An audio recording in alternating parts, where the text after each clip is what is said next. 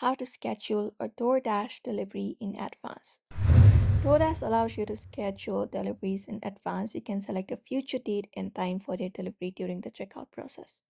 So for that, once you are on the DoorDash, on your top left corner, you should be finding your profile. The menu bar, you may just go ahead and tap on it. And once you do, you may select up the option of schedule and tap on it.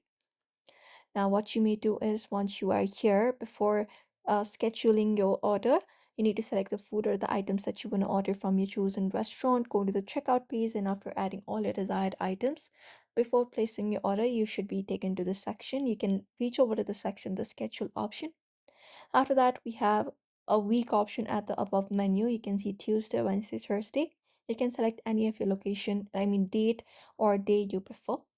Once that is done, you can just go ahead and look out for this filter option or the pen option. And then you can select the specific date or time you would like to want your delivery to occur.